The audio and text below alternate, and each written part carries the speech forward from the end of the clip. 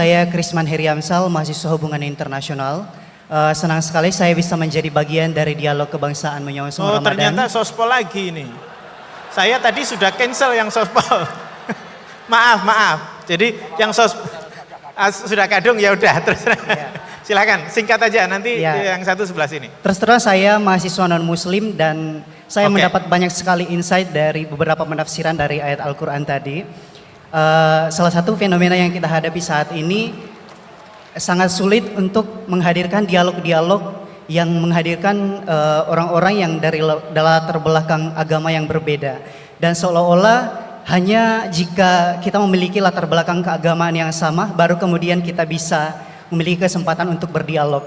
Nah, kira-kira mengapa sangat sulit bagi kita di negara kita ini untuk menghadirkan orang-orang dari latar belakang agama yang berbeda untuk hadir dalam suatu forum dialog yang sama. Kemudian bagaimana kita bisa menyikapi fenomena tersebut? Terima kasih. Baik, terima kasih sekali. Tepuk tangan. Ini pertanyaan yang sangat penting dan menarik. Assalamualaikum warahmatullahi wabarakatuh. Saya sudah mengangkat tangan 3 kali tadi Bapak Mujid. Perkenalkan, saya Faiz, gitu. Gus Baha, saya dari Pamutan Rembang. Ibu saya keponakannya Mbah Yusuf, Mbah Muhaidah. Ya, Gus Baha, alhamdulillah bisa bertemu Gus Baha di sini. Senang bertemu Prof. Gerai Shihab. Pertanyaan saya, apabila ada pemimpin Muslim yang mohon maaf secara kinerja dia kurang baik, kemudian pemimpin non-muslim secara kinerja sangat baik. Ini sebagai kami orang Islam memilih yang muslim atau yang non-muslim untuk menjadi kepala daerah misalnya.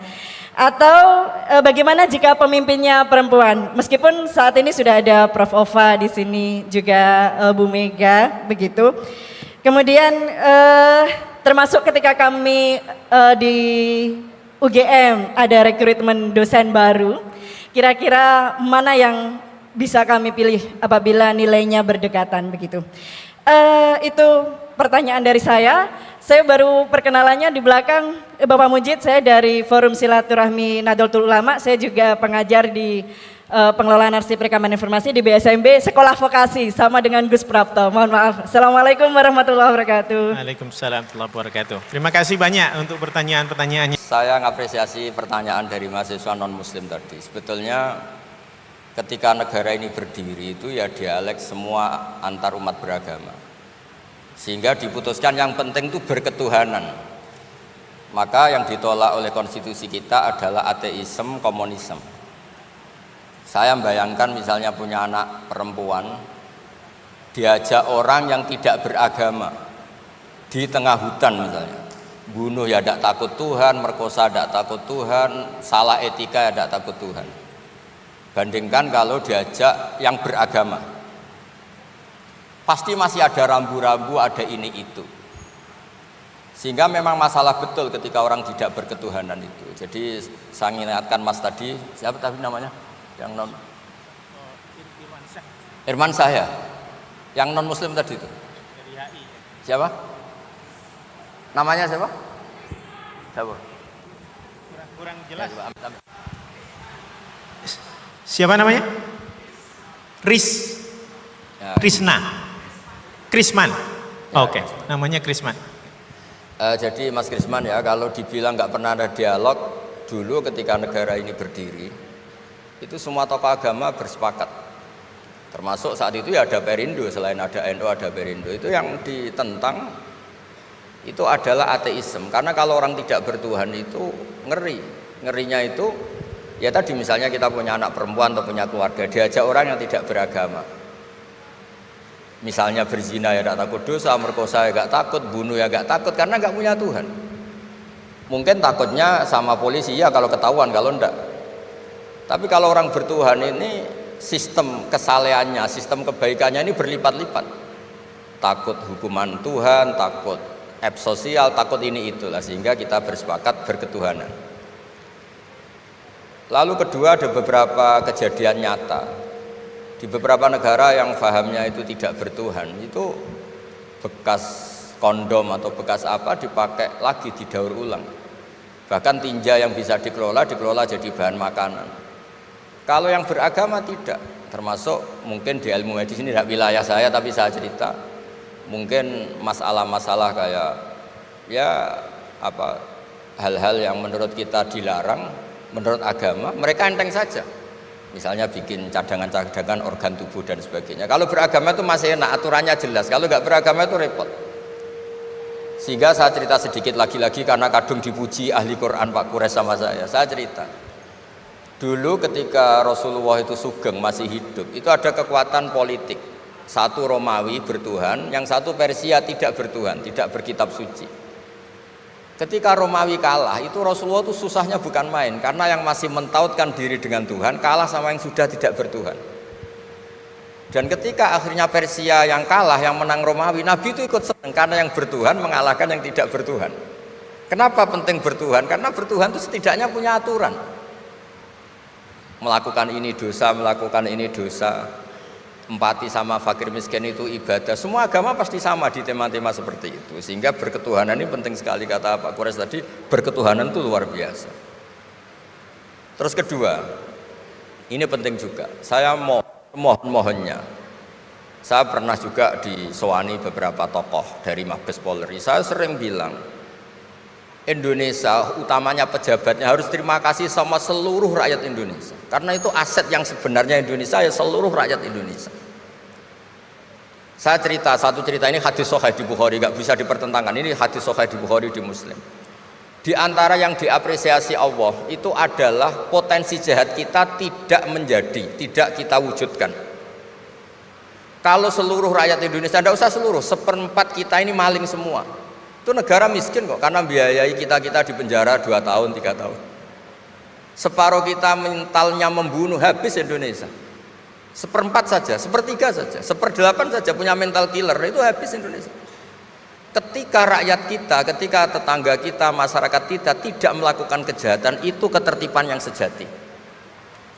Maka semua bentuk ketidakkriminalan yang dilakukan oleh rakyat Indonesia itu awal dari aset bangsa ini. Coba kalau semua orang mencuri, habis negara untuk biayai di penjara. Semua orang kriminal, berkahnya mereka tidak melakukan, Indonesia baik-baik saja. Sebab itu ketika ada sekian kebaikan, Nabi terakhir ngendikan apa? Takufu syarroka anin nas fa innaha shadaqatun minka ala nafsik. Potensi jahat kamu jangan kamu lakukan, itu sudah menolong peradaban. Para gadis tetap gadis karena nggak diperkosa. Orang yang punya kambing satu tetap punya kambing satu karena nggak dicuri.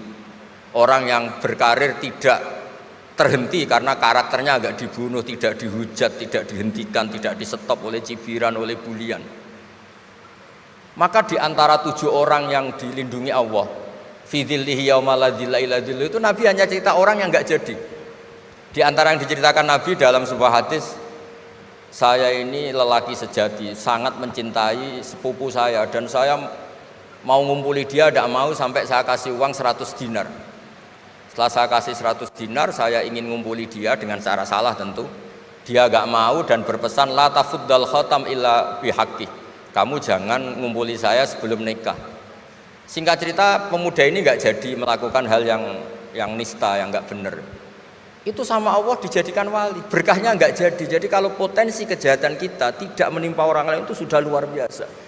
Jangan nunggu berjasa kita dapat penghargaan setelah kita jadi kiai besar, jadi dosen UGM, jadi ini itu. Semua masyarakat kita yang menahan potensi kejahatannya itu adalah aset sejati Indonesia. Karena sekali mereka berkejahatan, entah itu mencuri, merkosa, habis. Harapan kita sebagai bangsa habis. Tapi selama ini nunggu ngapresiasi itu yang bentuknya fi'lu, yang bentuknya mereka melakukan apa, sebetulnya enggak. Tidak melakukan kejahatan itu sudah bagian dari kebaikan yang luar biasa. Terus yang terakhir tadi yang pertanyaan pemimpin muslim dan non muslim. Memang ini wilayah sensitif, tapi sebetulnya bisa dianalisis secara fikih. Ya saya ulang lagi, bisa dianalisis secara fikih Nusantara, fikih kebangsaan. Jangan dianalisis pakai fikih yang internal dalam Islam. Saya ulang lagi, jangan dianalisis menurut fikih yang di internal Islam. Kita beri contoh umum saja ya. Kita beli contoh umum saja. Dulu Pak Gores pernah mencontohkan kalau non muslim bisa jadi pilot beneran, padahal dia non, sama Pak Munjid yang kiai di UGM nggak bisa jadi pilot. Kira-kira milih mana? Tapi itu kan wilayah yang sensitif karena ini di Indonesia itu konteksnya bukan urusan pilot, urusan mewakili kebanyakan Indonesia itu muslim dan demokrasi itu mencerminkan suara mayoritas. Tapi tidak mungkin juga membiarkan muslim yang killer, yang pembunuh, yang dulu punya reputasi yang misalnya macam-macam. Jadi hal-hal seperti itu, kata Quran itu jangan berdiskusi sesuatu yang kalau menjadi jelas malah masalah. Karena itu kan seperti pertanyaan gini, Gus saya punya kerabat di Jogja tapi pelit, sama orang lain dermawan, bagus mana? Kita kan nggak mungkin menganjurkan mutus hubungan keluarga, tapi tidak mungkin juga suruh ikut orang pelit. Anda menggunakan orang fikih, karena kalau yang nggak ahli fikih itu ya gampangnya saja jawab semaunya. Tapi kalau saya sebagai orang yang nekuni fikih itu bingung. Saya sering ditanya orang juga, Gus saya mau nyalon lurah, ya lurah atau bupati atau apa? Katanya nyuap itu haram, Gus. Setelah dipraktekkan nggak bayar, nggak bagi uang, ya nggak jadi betul. Yang menang yang bayar. Terus akhirnya fikihnya tak rubah. Nyuapku yo haram, medit yo haram kata saya. Dimodifikasi sedikit, akhirnya alhamdulillah Gus bar sodakoh gitu. Ya menang akhirnya berkahnya sodakoh kan. Karena kita sebagai pemimpin atas nama tidak nyuap ya jangan juga jadi orang kikir dong. Atas nama tidak nyuap terus jadi orang kikir. Repot kan? Tapi jangan juga bayar yang sampai merubah hukum dari orang yang nggak layak mimpin karena bayar menjadi pemimpin. Itu ya jangan juga sampai gitu. Ya akhirnya saya bilang nyuap itu haram, medit juga haram. Alhamdulillah barokahnya kombinasi fikih ini. Ya nyuapnya tetap haram tapi rakyat tetap dapat uang gitu. Tapi nanti ketika Anda tidak layak jadi pemimpin itu juga haram karena menjabat sesuatu yang nggak wilayah Anda. Jadi seni-seni ngelola muslim, non muslim dan itu tidak bisa dipukul rata. Karena itu wilayah-wilayah yang sensitif, yang butuh detail, yang butuh satu peristiwa spesifik. Saya pernah ditanya, Gus saya ini hidup di Amerika, kalau milih presiden kan sama-sama non muslim, milih yang siapa? Ya jawab yang akhafu dororon, misalnya ada presiden Amerika yang sangat demokratis misalnya, dia membiarkan Islam berkembang. Sama jenis non muslim yang Islamfobia, tentu milih yang demokratis. Ada yang dosanya itu membunuh, yang satu dosanya korupsi, ya milih ya korupsi karena membunuh itu lebih ekstrim dibanding korupsi misalnya.